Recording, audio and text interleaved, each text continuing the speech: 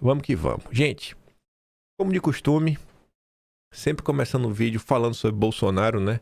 Porque, frente aos deputados, né? A gente não pode deixar Bolsonaro ser esquecido. Eu tô com a raiva dos deputados e, graças a Deus, não sou eu que tô com raiva sozinho. Os deputados, eu digo, né? Deputados, senadores, políticos em geral. O Renzo Grace não é nada, né? A não ser um professor de artes marciais, já foi lutador também, mas gosta de política, sempre foi próximo aí dos Bolsonaro. Ele escreveu aquele típico texto que eu acho que representa toda pessoa de direita, do povão e que gosta do Jair. O Renzo fala assim, ó, eu vou falar algo que vai irritar muita gente, mas a verdade não pede licença e não estou nem aí para os mimizentos. Eu não sou petista, eu nunca fui petista, eu nunca serei petista. Mas hoje eu tiro o chapéu sim para os petistas, eu digo isso sem nenhuma ironia. Petistas, nesse ponto, vocês têm o meu respeito. Porque se 10% do que está acontecendo com o Bolsonaro estivesse acontecendo com Lula, o Brasil já teria parado. Ruas tomadas, pressão internacional, parlamentares em pé de guerra com sangue nos olhos, militância organizada, barulho, reação. Vocês conseguem imaginar o que estaria acontecendo se fosse com o PT? Enquanto isso, o que faz a chamada direita? Silêncio, cálculo, covardia. A direita brasileira é uma fraude moral. Parlamentares que se elegeram nas costas do Bolsonaro e quando chegou a hora de defender quem os colocou lá, simplesmente virou o rosto.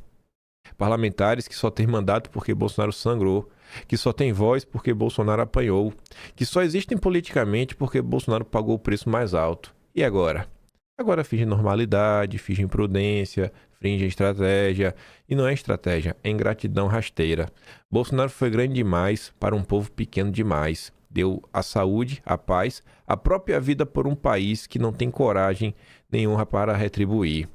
Jesus virou mesa no templo, chutou o balcão da hipocrisia, chamou os falsos de falsos e é isso que precisa ser feito agora, porque o erro não foi Bolsonaro, o erro foi acreditar que essa direita merecia alguém como ele e não merece. Fica aqui para registro o meu pedido de perdão, perdão Bolsonaro. Esse é o sentimento que todo povão, né, vem expressando aí nas redes sociais. Faço a live, a do Zap, tá todo mundo indignado com o que está acontecendo. Para mostrar para vocês que, sabe, seria o que os nossos políticos fazerem. Cara, veja o Melo Araújo. O Vilimigo ali escreveu algo que é recorrente. A notícia é a seguinte, ó. Vice-prefeito de São Paulo lança campanha de envio de cartas a Bolsonaro. Mandar um monte de carta para atrapalhar, para deixar logo a polícia nervosa e Bolsonaro ver como ele é querido. Aí o que o Vilimigo fala, né? Quantas oportunidades o Melo Araújo mostrou-se grato, leal e parceiro de Bolsonaro. Não precisa de pedido, não precisa de pressão, não precisa de cobrança. Simplesmente ele vai lá e busca ajudar de alguma maneira. É só esse tipo de comportamento que eu acho que a gente estava esperando da classe política. O cargo de vice-prefeito não subiu a cabeça e ele segue ajudando, segue denunciando, segue fazendo coisa. Toda vez, gente, que tem alguma coisa muito grande envolvendo o Bolsonaro, o Melo Araújo dá um jeito de cavar uma entrevista na imprensa para dar a opinião dele. Obviamente defendendo o Bolsonaro, defendendo a direita, defendendo as vítimas da perseguição judicial. E o Melo Araújo, pô, consegue cavar um espaço na imprensa, sabe? O que custa para as outras pessoas? Sabe? O que custa? Tem uma bancada de mais de 90. Teve gente que já foi ministro no governo Bolsonaro. Não abre a boca. Não abre a boca. Mas quando chegar na eleição ele vai pedir o teu voto. Pra você ver que tem muita coisa que podia estar sendo feita. Não podiam ter feito isso daqui antes? Mas antes tarde do que nunca, né? Senadores que já assinaram um pedido de concessão de prisão domiciliar humanitária para Bolsonaro. Tem 22. Podiam estar vocalizando isso há muito tempo. Há muito tempo, lutando com isso enquanto senadores da República. Falar, cara, o que está acontecendo é inaceitável, é totalmente descabido. Os parlamentares da direita, viu? Vou te falar, irmão. Rapaz, é muita inação. Aí vamos lá. Bolsonaro e diversas pessoas seguem presas, sendo maltratadas por um golpe que nunca aconteceu, por uma baderna que nunca foi tentativa de golpe, desestabilização de Estado, aquela balela toda, né? Muito mesmo, aí, golpe com violência com arma, pelo amor de Deus. Aí ontem, Lula resolveu fazer um ato pelo 8 de janeiro. Ai, eu vejo umas coisas assim, isso me incomoda, sabe? Porque eu fico pensando nas pessoas comuns que estão até hoje presas. Enfim, a Lula fez lá o ato, ali como vocês podem ver. Aí a própria Globo relata. Cerimônia que relembrou atos golpistas teve veto ao pele da dosimetria como centro, o que transformou o ato em um evento apenas do executivo. Ninguém foi, gente. O Colombo não foi, o Gumata não foi, nenhum ministro do judiciário apareceu. De tão ridículo que é essa situação. Ato pela democracia. Sabe, o cara marca isso pra vetar o pele da dosimetria. Para pessoas comuns ficarem presas. Com Brasília vazia, Planalto convoca servidores para o ato do 8 de janeiro. Afinal de contas, Lula e o povo não podem dividir o mesmo espaço, não há afinidade. No máximo, o PT vai colocar aquela plateia nada orgânica. A farsa do 8 de janeiro não ecoa na maior parte da sociedade. As redes sociais impediam a lavagem cerebral por parte da imprensa do Supremo. Aí o Lula chamou, né? Vamos lá, servidores, vamos participar. Temos imagens. Olha como tá lotado. Estou acompanhando a cerimônia do governo Lula em defesa da democracia.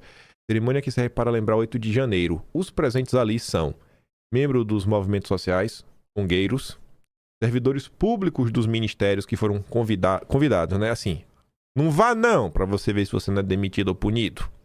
E integrante do MST. O povo simplesmente não comprou a ideia oficial sobre o 8 de janeiro e não teve a menor disposição em participar dessa comemoração do governo Lula. Um fracasso completo. Gente, a gente lida com isso aqui, mas isso aqui não pode ser normal, um fracasso como esse. Porque se é um negócio realmente importante, relevante, tipo, pensa, o 7 de setembro, você está lá pela independência do Brasil e tudo mais, é um evento para ser um evento popular. O povo está valorizando isso como parte da luta, sabe, em torno da construção, sei lá, né, da sua visão de país, do espírito nacional. Olha para isso aqui, gente, não foi ninguém. Não foi ninguém. Ninguém da população resolveu ir. Levantamento. Em números. Ato de Lula tem apenas 1.200 pessoas. Numa cidade do tamanho de Brasília.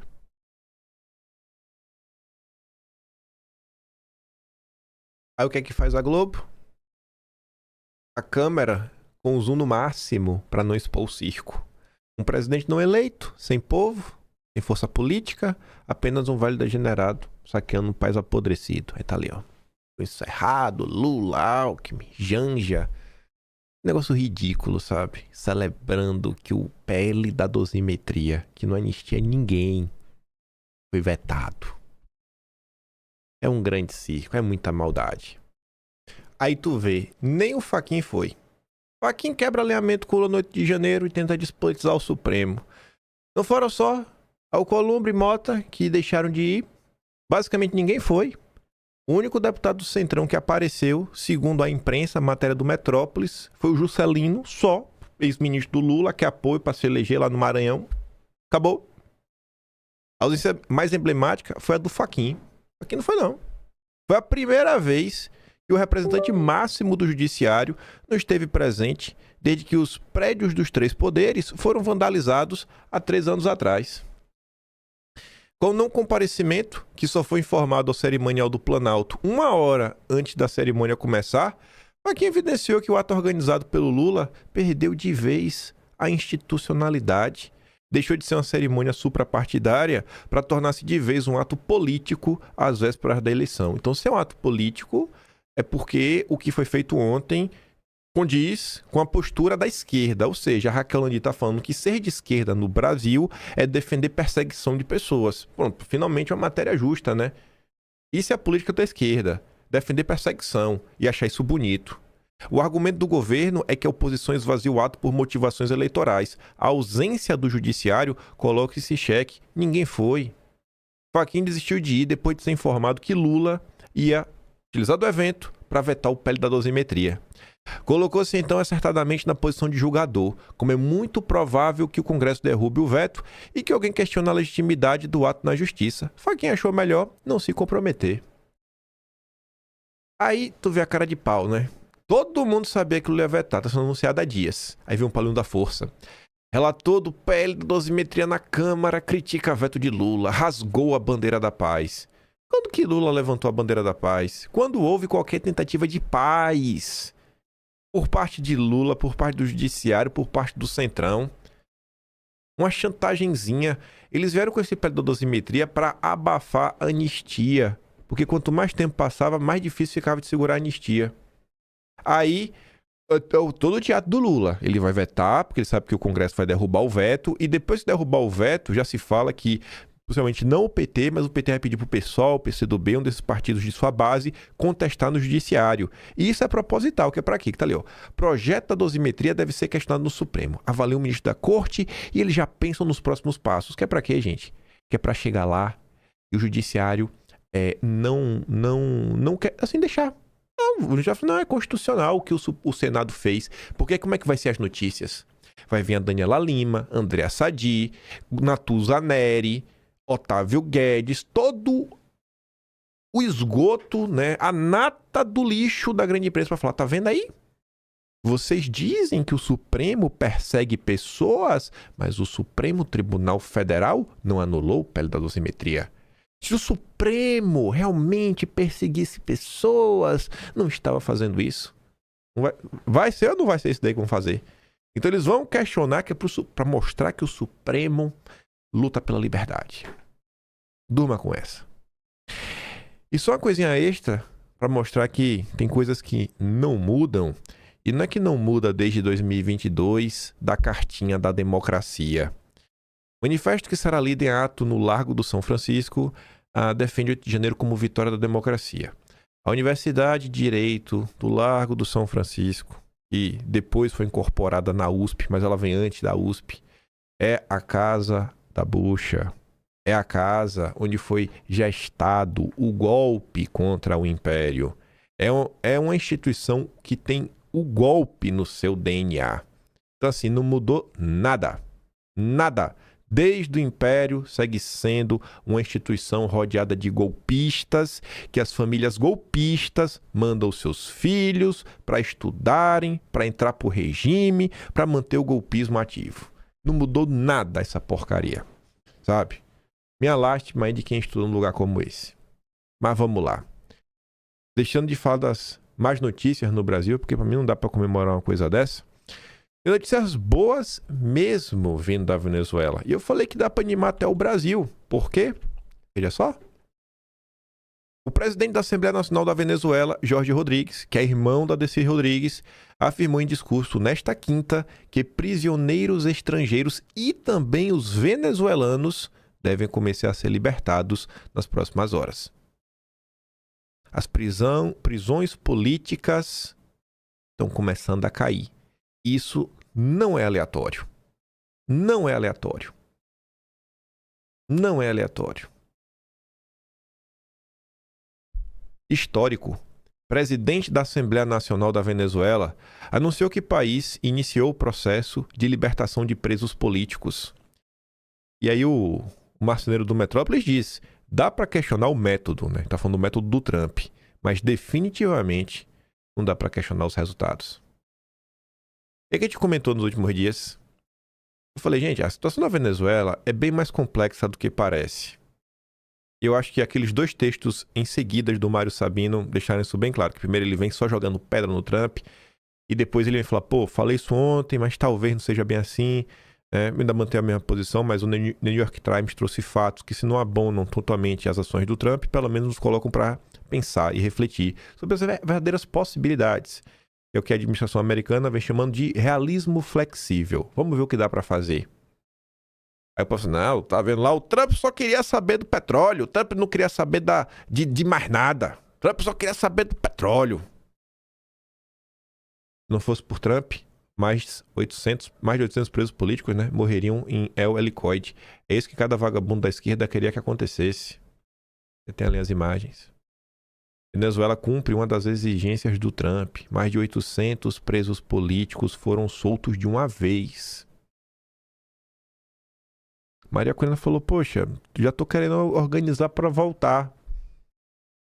Política, gente, normalmente não tem solução. Política tem melhora e piora. Bote isso na cabeça. Tem melhora e piora. Tem que trabalhar para ir melhorando. Aos poucos, óbvio. Sempre melhorando. Mas nunca vai ter seus altos e baixos, né? Mas assim, nos altos e baixos, tá sempre subindo. Esse tem que ser o nosso foco. Você vê como estava antes, como está agora. Imagine, você que acompanha no Brasil, você que acompanha o 8 de janeiro. Tá vendo o que está acontecendo? O Brasil teve essa oportunidade, teve toda essa pressão. Tarifaço, sanções, Magnitsky. E o que é que a elite econômica fez? O que é que a direita fez? O que é que a classe política como um todo fez? Agora, se isso já aconteceu lá atrás, estamos chegando no ano de 2026. Teremos eleições. Ontem mesmo, Flávio Bolsonaro estava em Washington, com a foto, se encontrou lá com o Jim Jordan. Eu acho que eles também se encontraram com mais pessoas, mas essas outras pessoas, acho que eles não vão colocar fotos. Eu só acho. Como eu acho várias coisas, né? Entendeu? Então, até para falar disso, né? Olha ele aí, né? Nosso a personalidade do ano de 2025. Eu não estou aumentando. Eu te desafio de maneira lógica a falar que teve alguma pessoa no Brasil que teve maior relevância. Eu não estou falando por bem ou por mal, mas de relevância. Mais relevância que dominou mais o debate público brasileiro do que Eduardo Bolsonaro no ano de 2025. Que participou de mais eventos assim que entraram para a história do Brasil. Quem poderia imaginar que prender um ditador faria o regime soltar os presos políticos? Não só isso, né, Eduardo? Teve algo a mais também. A gente já comentou essa semana. As conversas com a Delcy Rodrigues começaram ainda em outubro. Temos mais informações para falarmos hoje. Você não verá nenhum esquerdista feliz com esta notícia. A esquerda pode se apresentar como marxista, socialista, progressista, etc. São apenas variantes da mesma doença mental. Se a Venezuela, gente, libertou os presos políticos de uma ditadura e quem caiu basicamente foi o Maduro. Imagine o Brasil, 2027, o nosso presidente Flávio Bolsonaro. Imagine o nosso Brasil de 2027. Vendo a quantidade de pessoas que vão procurar o Flávio ao longo desse ano, porque vão perceber que eu sobe no barquinho do Flávio, ou vão ficar chupando o dedo. E essas forças vão ter que entender que a luta pela liberdade das pessoas, pela convivência pacífica, é uma luta que não é uma luta divisiva, é uma luta para pacificar esse país. A gente não está pedindo nada demais, a gente só está pedindo que as vítimas sejam soltas no primeiro momento. Eu acho que todas as vítimas do 8 de janeiro precisam ser indenizadas. E eu falo isso com base na própria história do Brasil. Talvez a gente precise fazer, em algum momento no governo do Flávio, uma comissão da verdade. Talvez vá demorar um pouco mais, porque a comissão da verdade durante o regime militar foram décadas depois. Mas fazer uma comissão da verdade e as pessoas que receberam aposentadoria, indenizações na comissão da verdade, têm que receber agora, porque é um absurdo o que está sendo feito. Eu acho que todos vocês concordam que essas pessoas merecem ser indenizadas. Merecem. Ah, sim, merecem. Mas vamos lá que tem mais. A Globo noticia, né? Venezuela anuncia a libertação de presos políticos como gesto de paz unilateral. O governo não está fazendo aqui de boa vontade, viu? Pra gente ficar de boa. Aí vamos voltar uns dias atrás e eu falava, ó, pessoal, o Trump pode não ser herói, mas também não vilão. As coisas são um pouco mais complexas. E você vai ler nascer um cenário, você vai nascer algumas coisas, e com o tempo você vai pegando, né, um certo feeling da coisa. E o Marco Rubio, ele falava algumas coisas, né? Como, por exemplo, ó, palavras. A Delcy pode falar o que ela quiser. Eu tô preocupado com ações. O que a Delcy Rodrigues fez nos últimos dias? Seguiu falando mal do Trump. Ah, o Trump, a Venezuela. Fala aí, fia. Libertou os presos? Ótimo, maravilhoso. Pode seguir aí, vai. Siga aí gritando, siga aí falando que nós somos as piores pessoas do mundo. Siga aí, firme e forte. Agora liberte os presos. Vamos começar realmente a trazer, né, condições da Venezuela se tornar um país minimamente normal. Eleições, sabe? Tudo bonitinho, comando figurino, sem muita agonia. A coisa vai indo, tintim por tintim, de forma organizada. Talvez, pessoal, no frigir dos ovos, essa demora que possa vir a ter para ter novas eleições, talvez, Deus botando na mão, pode ser até bom, porque vai ser até mais tempo para a oposição começar a se organizar. Talvez muitos desses presos políticos, eu não conheço da realidade, possam ser pessoas, jornalistas, influenciadores, políticos, pessoas de relevância, e podem até vir ocupar um cargo na máquina, e pessoas bem intencionadas. Às vezes, se não fizer a eleição agora em um mês, vai demorar um pouquinho mais. Também, quando fizer, pode ser, rapaz, agora sim teremos uma certa mudança. Mas, enfim, né? Aí o Edinho fala o seguinte: os crimes que essas pessoas respondiam lá na Venezuela, né? Terrorismo, incitação ao ódio, conspiração, defesa da democracia com base, né, de denúncia. Incrível como tudo isso na Venezuela caracterize uma prisão política. Isso na Venezuela, né, você responder por esses crimes é prisão política. Só que no Brasil, isso é considerado legal. Ainda mais sabendo que Lula agiu para soltar esses presos na Venezuela e no mesmo dia vetou a dosimetria dos presos aqui, porque a Globo disse que o Lula teve uma participação nisso, em soltar os presos na Venezuela. Já no Brasil ele quer prender o povo, né? E o Edinho termina, né? O Lula tem ódio do Brasil, dos brasileiros, não existe outra explicação. E aí, tô começando a gostar dessa menina. Ela não trabalhava, ela trabalhava na Globo, não lembro se era no Estadão. Essa menina aqui trouxe primeiro aquelas informações. A Delcy já estava de papinho desde o Catar, em outubro. E essa Janaína agora trouxe informações maravilhosas em diversos âmbitos para diversos questionamentos, para vocês verem como a política é muito mais complexa do que as pessoas costumam, né, achar. E por isso que a gente tem que seguir todos os dias, gente, tentando entender, primeiro coletar os fatos e informações e se politizando, como é que as coisas acontecem. Pegando essas experiências e guardando dentro de nós, porque virão eventos similares, a gente vai usando assim, não. Experiências passadas para a gente fazer melhores julgamentos conforme o tempo for passando. Mas tá ali, ó. Diplomata dos Estados Unidos e petroleiras negociaram manutenção do chavismo no poder. Quando eu li diplomata dos Estados Unidos, eu já tinha para mim que eu sabia de quem ela iria falar. Eu vou voltar nesse título. Vamos primeiro ver dois parágrafos, eu volto e depois a gente continua na matéria. Muitos meses antes do ataque militar dos Estados Unidos à Venezuela, companhias petroleiras, entre elas destaque para a americana Chevron, empresas venezuelanas vinculadas ao setor petroleiro e representantes do regime chavista e do governo de Trump, iniciaram conversas e negociações sobre o futuro do setor mais importante da economia venezuelana. Do lado americano, uma das peças-chave foi Richard Grenell. Mas quem poderia imaginar, hein? Quem poderia imaginar?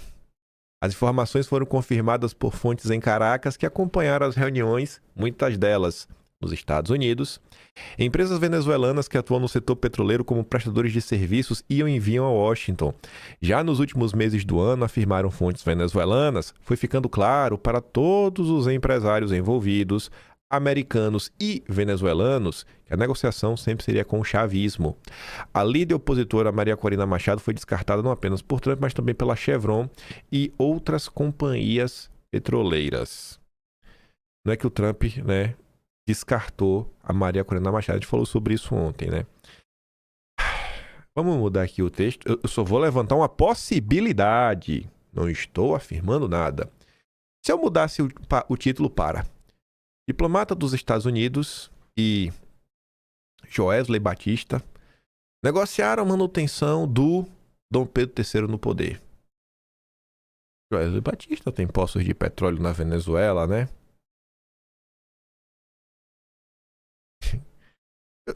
Tem umas dúvidas que surgem dentro de mim. Eu não sei de onde essas dúvidas surgem.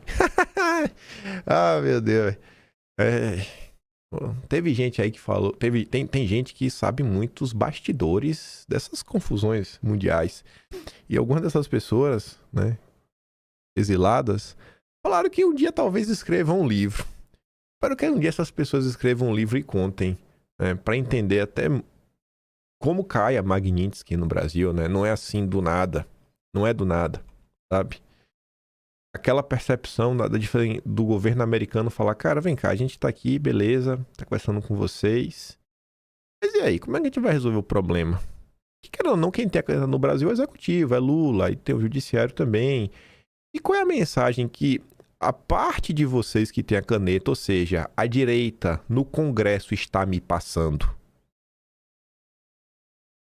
Então aplique esse caso aqui, envolvendo a Maria Corina, para o Eduardo Bolsonaro e a direita brasileira. Junto com o que a gente comentou ontem. Sabe, qual o plano aí de vocês?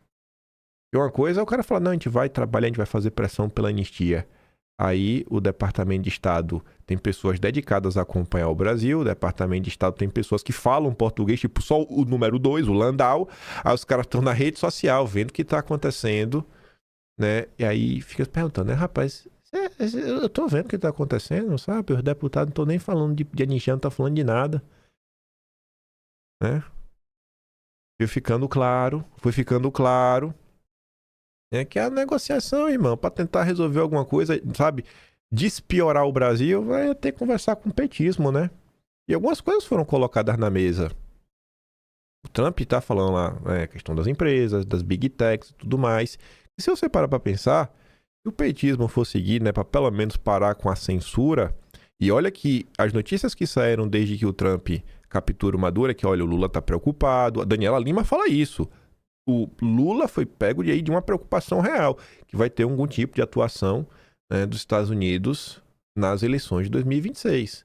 Você vê que o Trump, dentro das possibilidades, já tem 800 pessoas soltas na Venezuela. E vem se criando a condição para a oposição realmente poder participar da eleição e ganhando, poder levar.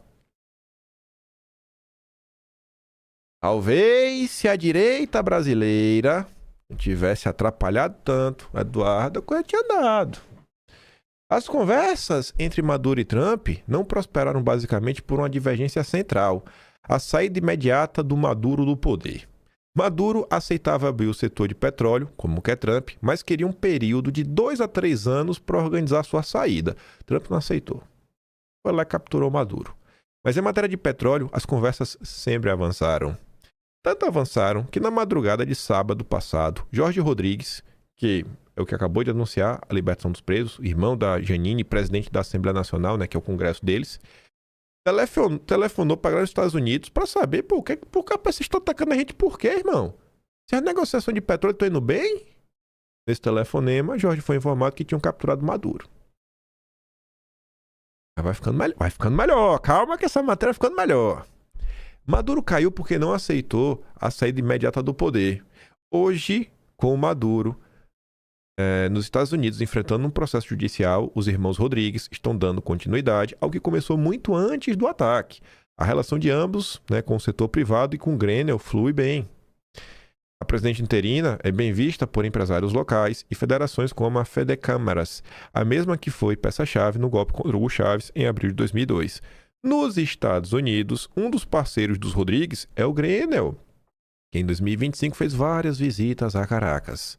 Seus encontros com Maduro renderam a Trump o envio de imigrantes venezuelanos ilegais nos Estados Unidos de volta para seu país e a renovação do contrato com a Chevron, negociado por Delcy, então a vice-presidente ministra dos hidrocarbonetos.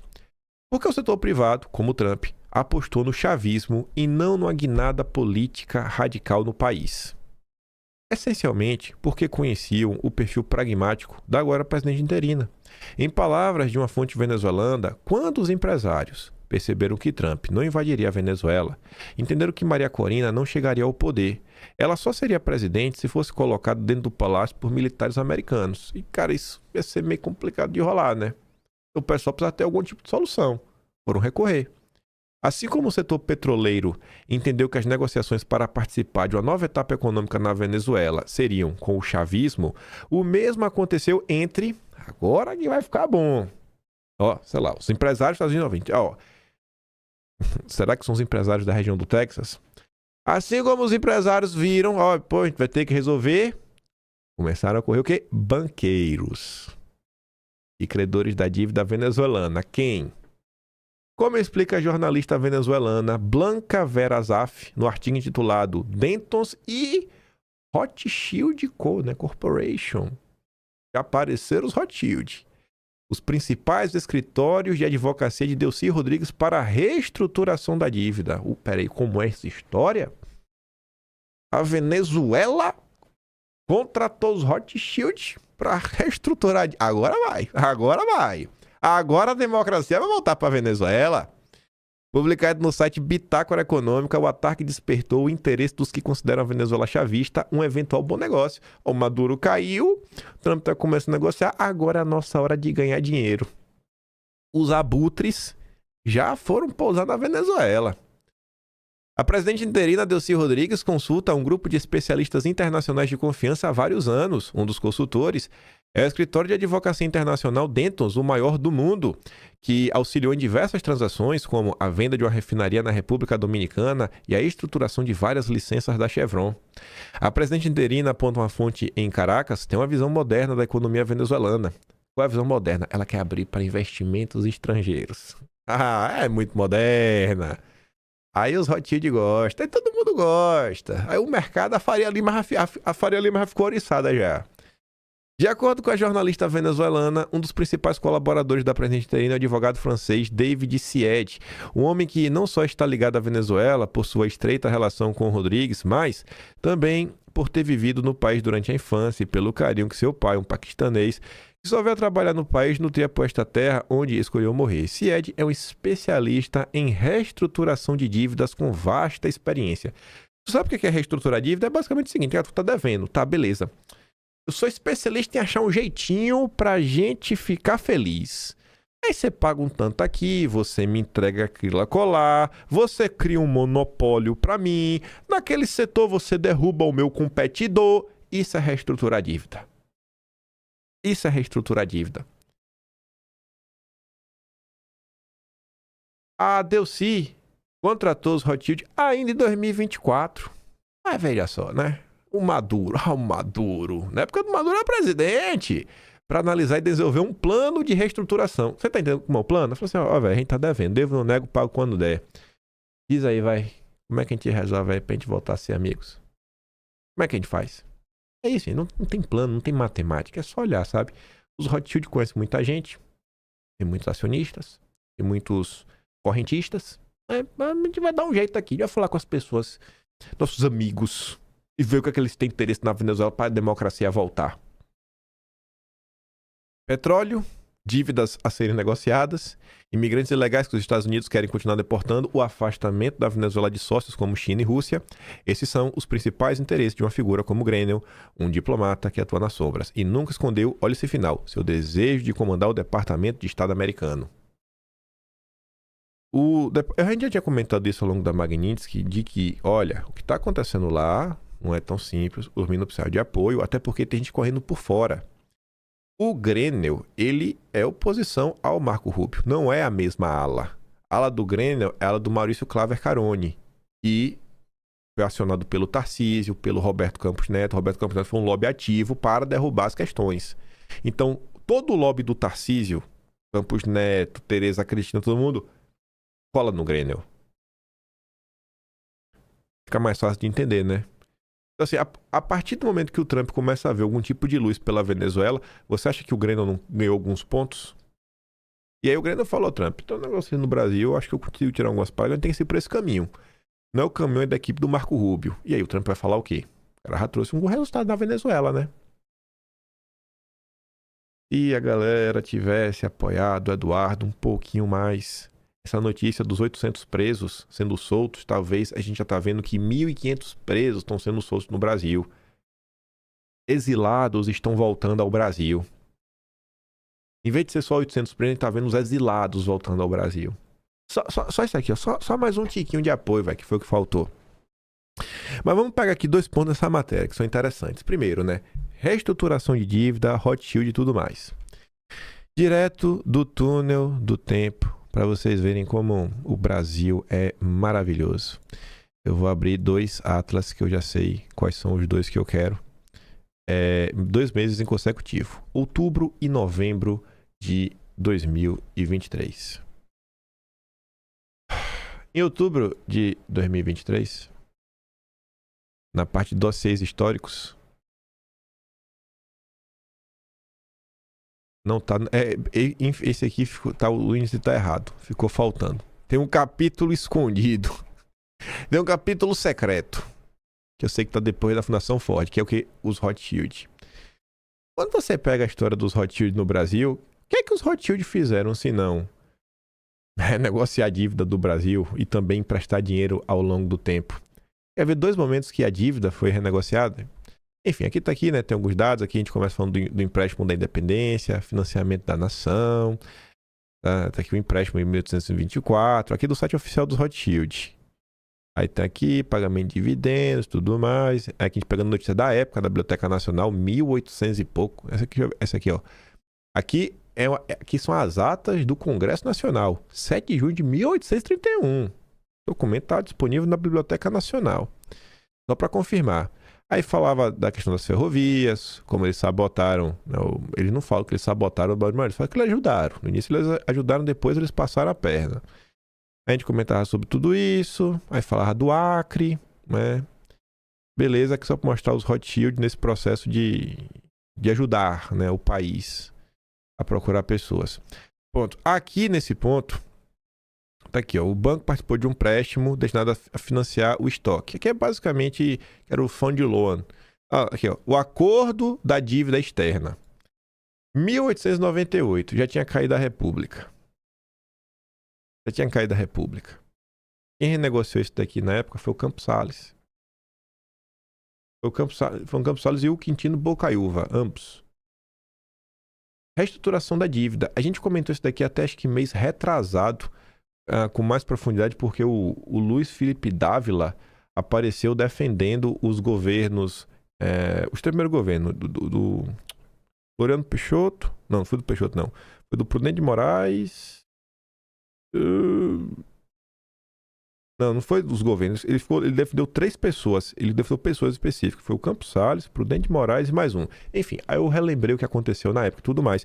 E mostrando, para renegociar a dívida que o Brasil tinha com os Rothschild impuseram diversas determinações ao Brasil. Ó, vocês vão ter que abaixar o imposto de importação.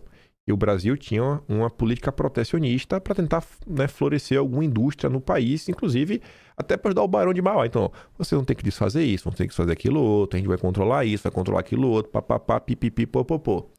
Em 1924, que foi essa do café, o Brasil também estava na pior, porque teve a desvalorização, tinha que segurar, então é mais um empréstimo. Se você pegasse na história do Brasil, são diversos episódios envolvendo os Rothschild. Em tempos mais modernos, tem notícias. A gente falou que isso em julho do ano 2024. Aí tem notícias de quando o Sarney assume, ele começa a rodar em Londres, vai falar dos processos de privatização. A Vale do Rio Doce, quem estrutura para poder vender foi o Rothschild. Notícia, a gente pegou as notícias da época para mostrar. Então você vê que existe um padrão das pessoas que mandam no mundo. Outro ponto que fala do Dentons, né, que também é um escritório especializado em várias coisas, sobre essas questões internacionais. Quando o Trump... Eu falei que também que tem o Atlas de novembro, que é o mês seguinte, só para mostrar porquê, né? Que era o capítulo da bucha. Porque aqui a gente comenta sobre esses processos, né? Como se deu aí os bucheiros, essas renegociações de dívida com os Rothschild. Aí, quando o Trump assume, e a gente estava falando da família do Dulles, acho que foi em fevereiro desse ano, deixa eu ver se eu não estou errado.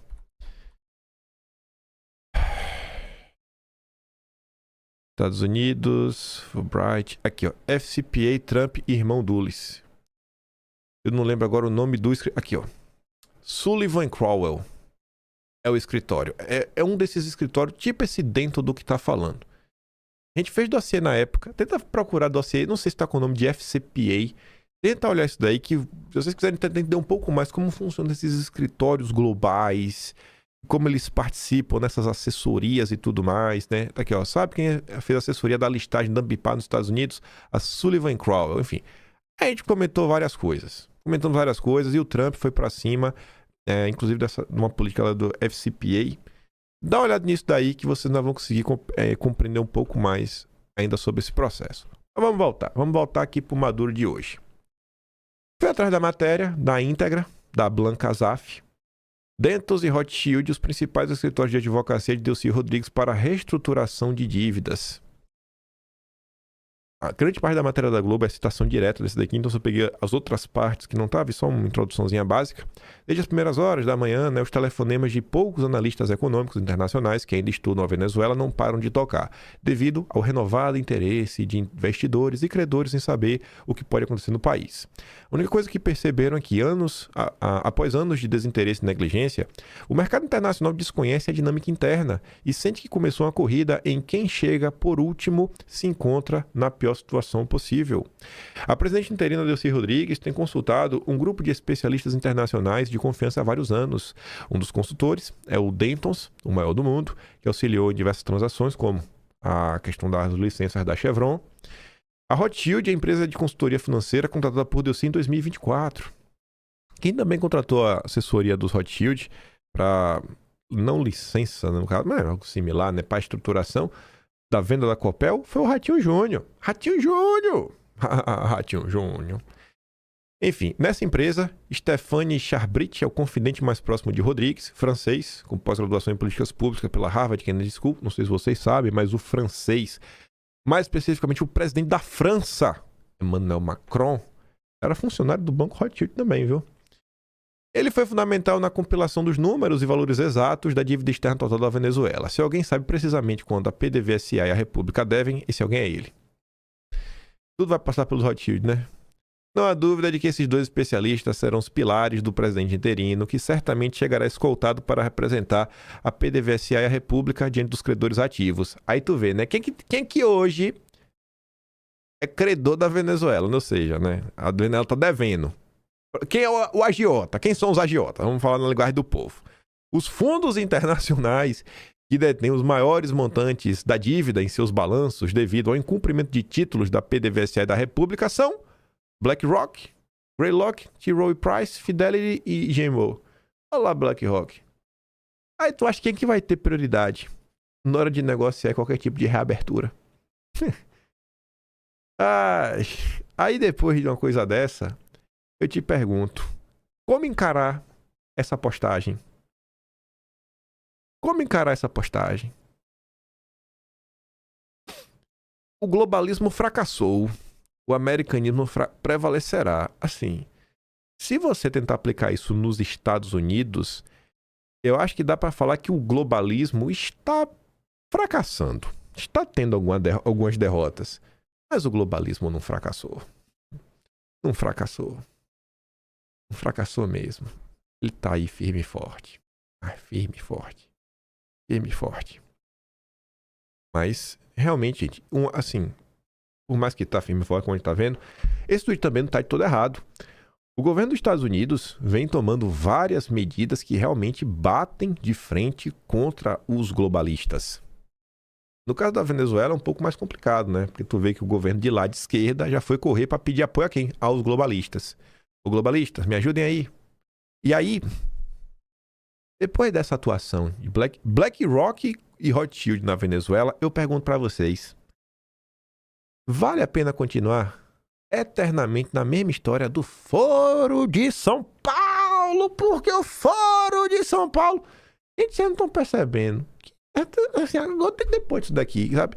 O Maduro já tá preso, sabe? O Maduro tá preso. Quem tá no poder agora é a Delcy, com o apoio dos Rothschild e a BlackRock por trás. Então eu pergunto pra vocês, quem é o maior problema hoje? É o Foro de São Paulo? Ou é o globalismo? Vamos mudar o disco um pouquinho? Vamos se atualizar? Vamos entender que o mundo mudou? Vamos entender que o mundo mudou e não é o Foro de São Paulo que está por tudo que acontece no Brasil? Vamos entender que o mundo mudou? Ficar repetindo esse chavão, pô, parece que as coisas são imutáveis. É muito fácil, tudo é culpa do Foro de São Paulo. Parece a esquerda que tudo é culpa de Bolsonaro. Tudo é culpa de Bolsonaro, sabe? Não é. Falando sobre o globalismo que fracassou e mostrando assim, cara, muita coisa está sendo feita. Trump ordena a saída dos Estados Unidos de mais de 60 organizações internacionais. Isso não vai mudar do dia para a noite, da água para o vinho, o mundo, mas os Estados Unidos são assim, uma grande potência. Quando os Estados Unidos saem de alguma coisa, essa coisa perde relevância. Se perde relevância para o mundo todo. Então pode aliviar para o lado do Brasil. Dessas entidades que saíram, a maioria são comissões painéis consultivos ligados à ONU, que se concentram em questões climáticas, trabalhistas e outras que o governo Trump classificou como voltadas para iniciativas de diversidade e questões wokes. Entre elas, Entidade das Nações Unidas para a Igualdade de Gênero e Empoderamento das Mulheres, 100% woke. Convenção Quadro das Nações Unidas sobre as Mudanças Climáticas, que é a UNFCCC, sabe? Meu, pauta verde maluca. Só não é pior do que a última que é realmente a nata do que tem de pior, que é o Painel Intergovernamental sobre Mudança Climática. Esse você conhece, que é o famoso IPCC. Saiu do IPCC. Sem tempo, irmão. Não vem com papel de crédito de carbono, não, que aqui não vai rolar. Não vai rolar. Não vai rolar. A justificativa do site oficial dos Estados Unidos, do Departamento de Estado, ainda melhor. O título é Retirada de organizações internacionais ineficientes, prejudiciais ou que desperdiçam recursos. Comunicado à imprensa do meu primo Marco Rubio. Aí eu vejo que meu primo escreveu, vou pegar um parágrafo.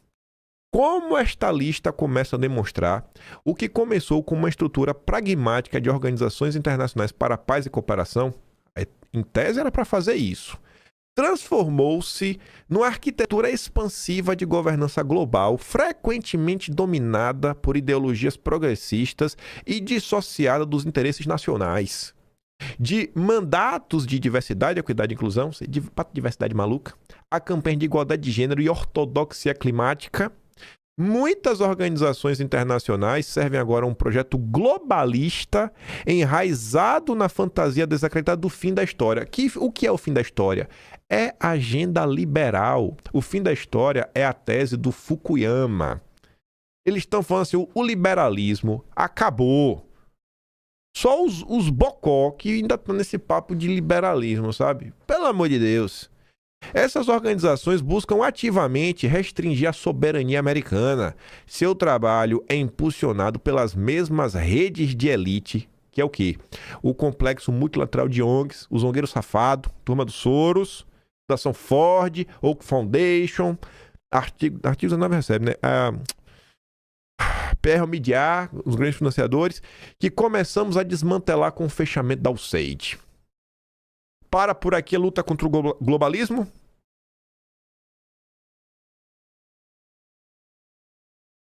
A pirâmide alimentar agora está invertida.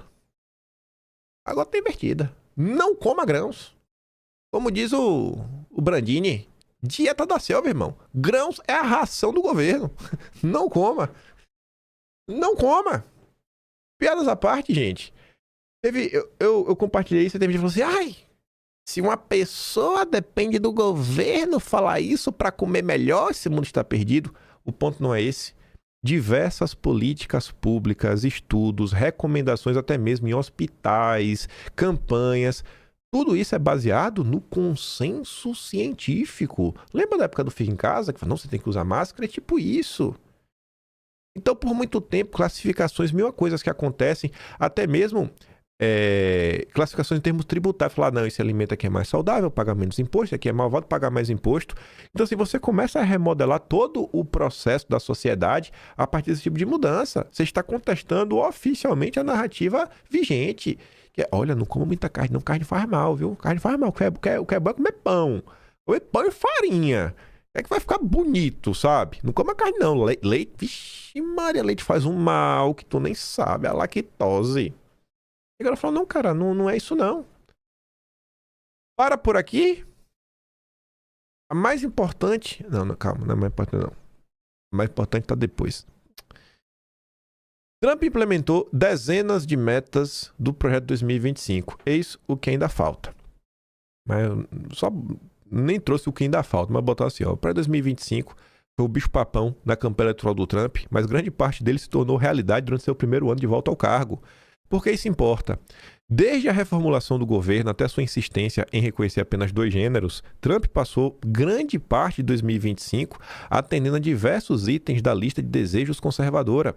No entanto, o plano tem dezenas de outras ações aguardando sua atenção em 2026. Situação atual, Trump repudiou o plano durante a campanha, mas de acordo com o rastreador online, seu governo implementou várias de suas metas, muitas das quais eram aspirações antigas dos conservadores.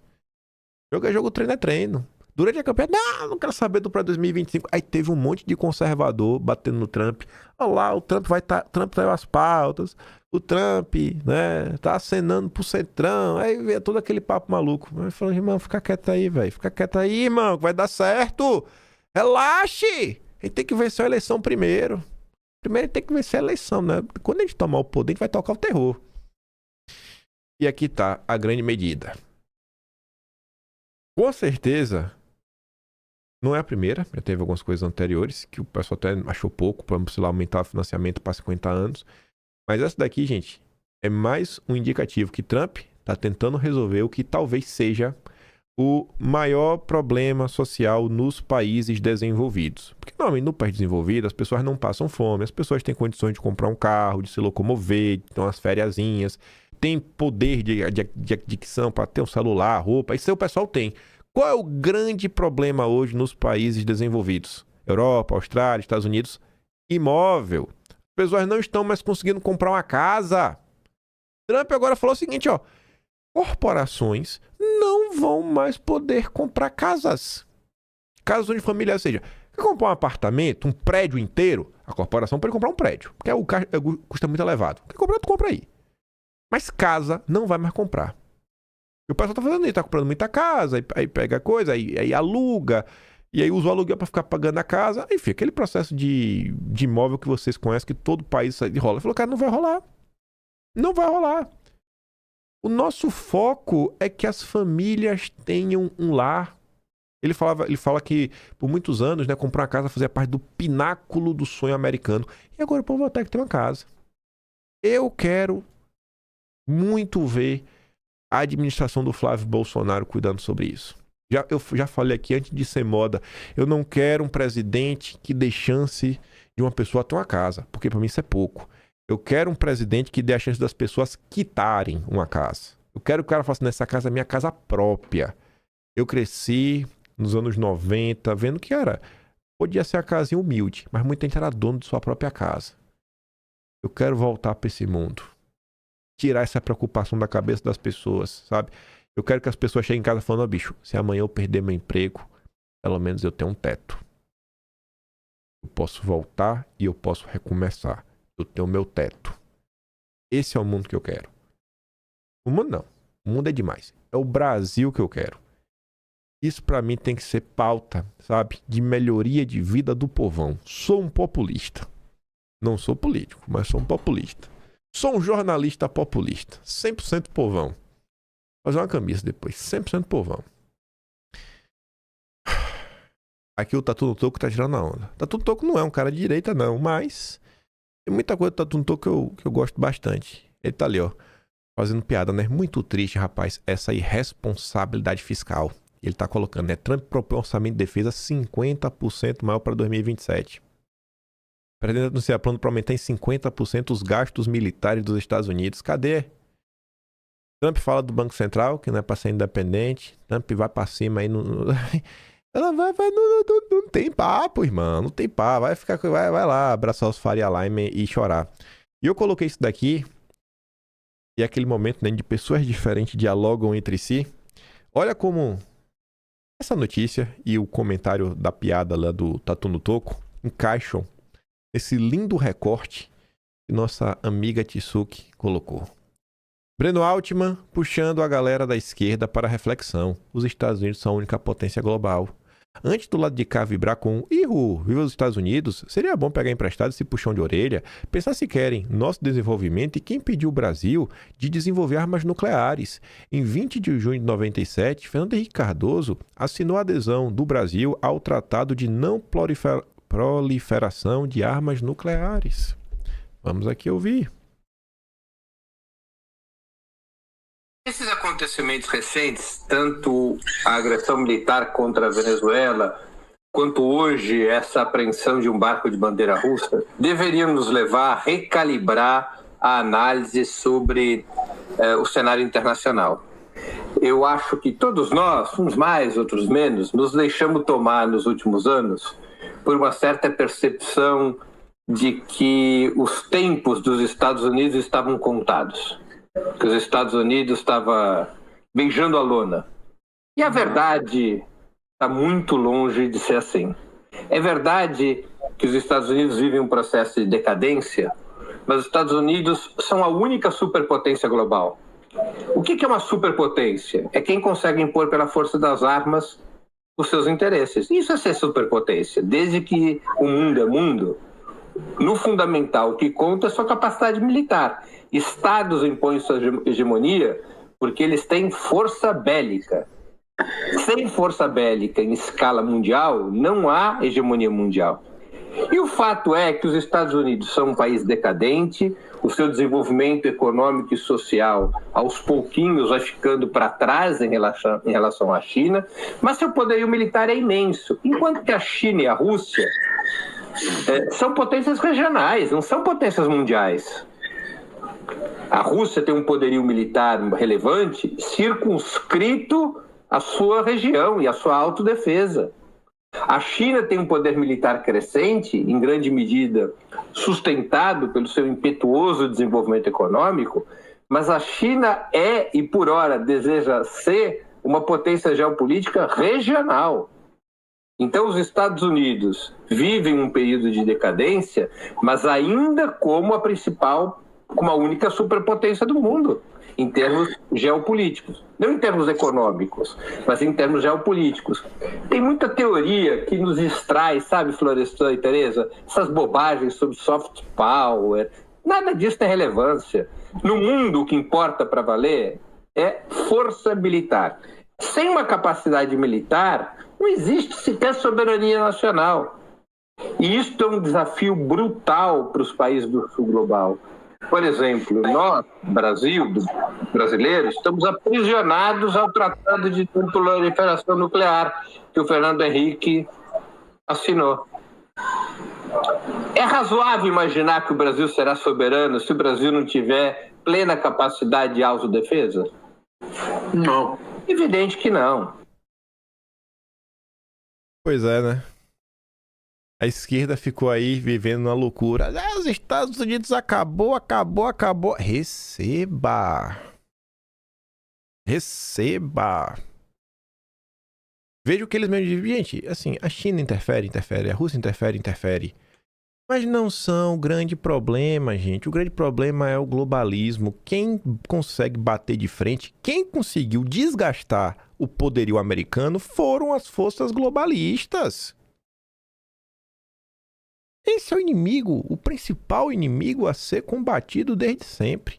Esse é o grande projeto do mal. É um governo supranacional, um governo único. O governo da besta, né? Da besta mesmo, do enviado de Satanás. Esse é o grande mal. E a China na fila do pão. Aí, não, o eixo, que manejo do mal, rapaz. Eixo do mal. O Irã, é porque no máximo passou o navio aqui no Brasil. Sabe, não é fazendo pouco não, gente, mas não dá para comparar a destruição que o Brasil vem sofrendo das mãos dos Soros, de toda a turma do mercado financeiro, do Grandes Branco, Rothschild, Fundação Ford. Olha como é que Lula chegou ao poder, pessoal. Olha como é que o Fernando Henrique Cardoso foi um projeto. Não foi uma aleatoriedade. Ele foi escolhido, treinado, financiado para ser presidente. Quando o Fernando Henrique Cardoso vira presidente, o ex-diretor da Fundação Ford, que na época já estava no Diálogo Interamericano, que era o Peter Rebel, ele deu entrevista para o New York Times falando: fizemos um presidente. E ele ainda tira onda falando que lá atrás teve gente que falou: tu vai investir nesse cara? Ele falou: cara, eu sei o que eu estou fazendo. E ele financia o grupo do Fernando Henrique Cardoso junto com quem? Com o Celso Laffer, outros intelectuais, que quando você pega a família Laffer, por exemplo, você pega a própria família do FHC, o avô do FHC propôs fuzilar a família real, propôs fuzilar o Dom Pedro. Gente, para você estar numa posição de você poder propor isso e virar notícia, você não é um soldado raso. Você é alguém que faz parte do estamento burocrático brasileiro. A família Klabin Laffer Piva, que é uma família só, meu Deus, sócio dos Monteiro Aranha. E o patriarca é o patriarca da família Setúbal do Itaú também. Sabe, são essas pessoas. Aí você corta a família Moreira Salles, os vínculos com o Rockefeller da vida também. Esse é o grande problema. Essas são as grandes forças contra o Brasil. Quem que financiou a Globo? A gente não fala tanto que a Globo é o maior problema do Brasil. Foi parceria com a Globo, a Time Life. A Globo já foi financiada também lá atrás, denunciada na CPI dos trustes do petróleo, recebendo dinheiro aí, né, que vinha no final do dia da Sete Irmãs, do Rockefeller e tudo mais, para sabotar a campanha do Petróleo é Nosso. E desde 1994, o Roberto Marinho já fazia parte do Fórum Econômico Mundial. O próprio jornal Globo divulga lá a foto do Roberto Marinho e Petriban, que já mostrou isso aqui em vídeo também. Não são aleatoriedades, pessoal. E aí o Breno, para dar para você mais um exemplo, cara, a Rússia, a China são potências locais, não tem chance de bater de frente com os Estados Unidos. Não tem chance. Quem bate de frente com os Estados Unidos é o globalismo. É o grande inimigo do Trump. E a China também, porque a China se tornou um problema econômico. A Rússia, daqui a pouco eu tô vendo na hora do Trump meter um míssil no Putin, sabe? Falou, sou careca desgraçado, toma aí, eu receba, seu calvo safado. Não aguenta. Não aguenta. E o que o Breno Altman está falando, Edson, que escreve ali sobre o Tratado de Não Proliferação, mais uma vez, forças globalistas. Ainda no mês de outubro de 2023, aí no Atlas tá bonitinho, tá lá, CPI 1989. A gente fez um dossiê sobre isso, teve uma CPI sobre as ONGs em 1989. Quando eu fiz um vídeo dessa CPI, eu achei no Arquivo Nacional um documento que era secreto, não é mais, que se chama Pressões Recentes sobre o Governo Brasileiro Atentatórias à Soberania Nacional. Aí tem diversos grupos, ó aqui já, ó, Tratado de Não Proliferação. Como é que essas pressões se davam para nós não termos bomba atômica, por exemplo? Durante as negociações para empréstimos ao setor elétrico, iniciadas em 87, ainda não concluídas, o Banco Mundial fez várias exigências, né? Como aderir ao Tratado de Não Proliferação. Vocês querem dinheiro? Então não vai ter que ter bomba atômica. O FMI é ligado a quê? Foi na reunião de Bretton Woods. Foi o Foro de São Paulo que criou o FMI também? Foi a China? Foi o Eixo do Mal? Foi o BRICS? Acorda, gente. Acorda pra realidade do Brasil, pô. Sabe? Fica na mesma ladainha o tempo todo. Aí tem um monte de coisa lá, eu recomendo. Tem vídeo. Eu saio mostrando vários dos processos. O PT já ajuda isso desde lá de trás. Você vê que em 88 esteve no Brasil a equipe do Greenpeace. Trabalhou em parceria com o PT para sabotar o Brasil. Aí falando aqui, o Lula trouxe a matéria lá da época, falando de dívida externa e tudo mais. Ó. Lula pretende ser eleito, revisar todos os projetos implementados ou por implementar na Amazônia, para entender que foram esses projetos agropecuários energéticos, por causa de toda agressão ambiental. Tá vendo? Pato indigenista desde sempre. Enfim, a gente voltava para outras denúncias. Deixa eu ver se tem aqui ó, mais tratado de não proliferação, que eu acho que tem. Aqui tem muita coisa ambiental. Só vou passar assim o olho. Se eu ver, eu vou ver. Aqui, ó. As pessoas... São os militares que fizeram esse relatório, né? As pessoas que atuavam para sabotar o Brasil. Esse primeiro nome eu não conhecia em outubro. Esse nome eu não conhecia em outubro de 2023, mas iria ser alvo de um dossiê já em março. Fábio Feldman teve um papel importante. Aí tá aqui, ó. Carlos Mink, foi ministro do Lula. Fernando Gabeira, comentarista da Globo News. Ailton Krenak, que agora, no governo Lula, entrou para a Academia Brasileira de Letras, a CNBB, a CIMI, o próprio PT. Pessoas que sabotam o Brasil desde sempre. Aí, falando especificamente do Tratado de Não Proliferação, em março de 2024... teve uma oportunidade de voltar a falar do Atlantic Council, porque o Atlantic Council agora não foi para cima da direita, mas fez um relatório para falar que as mídias de esquerda do Brasil estavam em parceria com a Rússia e tudo mais. Então aproveitei para relembrar o que o Atlantic Council fez com o Brasil. Aí eu fui pegar na biblioteca, no Arquivo Nacional, alguns documentos, né? Aí você vê, ó, outro documento que era confidencial. Deixa eu ver se aparece quem fez aqui. Não sei quem fez esse documento. Tem que olhar lá. Mas o que é que diz? O trabalho intitulado Potências Emergentes, Submarinos de Propulsão Nuclear e Regime de Não Proliferação. Querendo sabotar, né, que o Brasil não tivesse submarino nuclear, armas nucleares e tudo mais. E aí, no final, mostrava que muita gente que baseava já esse trabalho era Atlantic Council. O Trump cortou o financiamento do Atlantic Council, porque era financiado via o SAID, via o NED. É um grupo que faz parte do estamento burocrático dos Estados Unidos. Assim, o problema que nós vivemos, não de hoje, ele vem de muito tempo. Mas a turma não quer entender isso, bicho. A direita brasileira quer viver na Idade da Pedra, repetindo chavão, porque é fácil colocar a culpa de tudo no Foro de São Paulo. Acorda, gente. O problema é muito maior, é muito mais amplo. Ou a turma bota a bunda na cadeira, começa a entender. Porque assim, ó, a partir do momento que você entende o problema, ainda que você não tenha uma solução, no mínimo, você consegue saber o seguinte, ó. É melhor ter uma pessoa burra e bem intencionada do que uma pessoa inteligente e mal intencionada. O que é que quer falar? Cara, sei lá, economia. E o que eu vou colocar para dentro do governo na parte de economia? Eu não vou colocar ninguém ligado a esses grupos que eu sei que vão sabotar o Brasil. Melhor colocar, sei lá, a tia que tem um armazém, um armarinho no bairro. Ela pelo menos é bem intencionada, vai tomar medidas boas para o Brasil. Mas enquanto você não entende esses grupos de poder, como eles atuam, a quais setores eles estão organizados, você muitas vezes acaba trazendo para dentro, né, a nata de quem quer nos destruir. Olha o Roberto Campos Neto. Olha onde está o Roberto Campos Neto hoje. No Fórum Econômico Mundial. No Instituto Milken, que é um estudo de lobby. Fez lobby contra a Magnitsky. Você acha que o Roberto Campos Neto mudou ou ele sempre foi assim? Um alto executivo do mercado financeiro que estava antes no Santander. Você acha que ele mudou ou sempre foi assim? Pelo amor de Deus, gente. Trump dá sinal verde a projeto que pôde suas sanções secundárias ao Brasil. Como assim? Explico. Senador Lindsey Graham conta, após a reunião muito produtiva hoje com o Trump sobre diversos assuntos, ele aprovou o projeto de lei bipartidário de sanções à Rússia, no qual tenho trabalhado há meses com o senador Blumenthal e muitos outros. Isso será oportuno, já que a Ucrânia está fazendo concessões pela paz e Putin só fala, continua a matar inocentes. Este projeto de lei permitirá ao presidente Trump punir os países que compram petróleo russo barato, financiando a máquina de guerra de Putin. Este projeto de lei daria ao presidente Trump uma enorme vantagem sobre países como China, Índia e Brasil, incentivando-os a parar de comprar o petróleo russo barato que financia o massacre de Putin contra a Ucrânia. E espero uma votação bipartidária expressiva, de preferência já na próxima semana.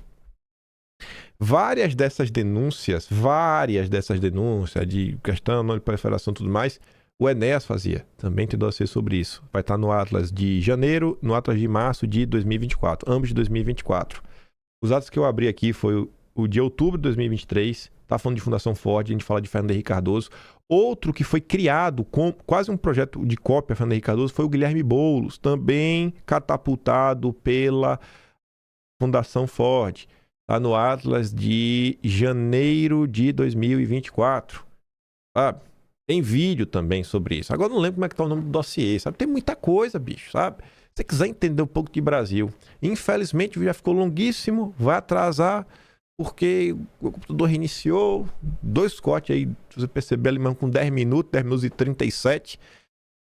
Não deu pra falar do Banco Master, muito menos da CVM. Mas não dá, bicho, não dá. Eu acho que esse assunto tinha que comentar, sabe? Porque eu acho que... Eu trago esse assunto porque eu acho que no final do dia você vê, a gente fala mais de Brasil do que de Venezuela. A gente fala mais de Brasil do que dos Estados Unidos. Eu pego o assunto e falar, cara, vamos falar agora do Brasil?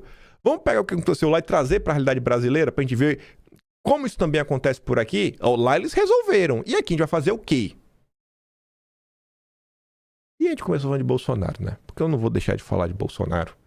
Não vou deixar de falar de Bolsonaro, porque Bolsonaro é a coisa pra mim mais importante que tem. Que Deus abençoe o Jair. Cuide da saúde dele, sabe? Eu me senti mal de verdade nos últimos dias, sabe? Teve umas horas assim que quase deu vontade de chorar mesmo, sabe? Assim, no longo do dia, sabe quando você fica assim meio emocionado? Assisti um vídeo de uma corredora. Não sei o nome dessa coisa. É tipo o Seibote das mulheres. Aí eu tava vendo assim um vídeo, sabe? A corredora, mostrando essa dificuldade que ela teve até ela venceu. Eu me vi, tava com o olho cheio de lágrimas já. Eu falei, nossa, eu tô muito emotivo olhando tudo que tá acontecendo. Aí fiquei lembrando do 8 de janeiro. Aí me bateu um sentimento assim. Falei, nossa, velho, minha vida boa, sabe? Até aconteceu umas coisas boas comigo ultimamente. Aí eu fiquei assim, pô, minha vida boa, velho. E o povo lá sofrendo pão que o diabo amassou na cadeia. Sabe? Eu me senti até mal por estar bem diante de tudo que tá acontecendo, gente. Porque é surreal, velho, o que tá acontecendo no Brasil. Aí teve uma postagem do Carlos ontem, eu nem quis trazer em vídeo. Eu falei, não vou trazer isso aqui não, velho. Isso aqui é muito triste. O Carlos lá falando do rádio de pilha. Eu falei, nossa, ai, pelo amor de Deus, por que tá acontecendo no Brasil? A raiva que eu tô desses políticos de direita Eu não quero nem falar dele nominalmente. Porque se eu for falar, eu vou dividir a direita toda. Mas enfim, não vou nem mais falar disso. Vou mandar o vídeo do Breno Altman lá no Telegram. Se gosta do meu trabalhinho, quiser dar um pouco mais, passa no do canal. Tem um Tony Valeu, tem um Patreon na descrição. E tem um Atlas brasileiro. Os assuntos do Atlas também tá em vídeo. Você não precisa assinar o Atlas. Só procura aí que tu também acha. Mas se quiser, tá lá. Tá tudo organizado, né? Acaba ficando um pouco mais madura a ideia, até porque depois tá botando no papel, tem que pensar pra escrever. E o vídeo eu gravo uma tomada só, né? Eu penso aqui que vai que já tem que fazer outra amanhã. Melhor feito é melhor do que perfeito. Né? Não tem tempo de buscar. A gente se atrapalha, fala errado, né? Conjuga os verbos. Não tem concordância normal, nominal. Nem falar concordância nominal eu tô acertando. Não tem concordância nominal, não tem concordância verbal, mas tem alguma mensagem que vai fazer sentido. Aquele grande beijo e abraço. Vejo vocês amanhã. Tamo juntos. Valeu, meus amigos. Fui!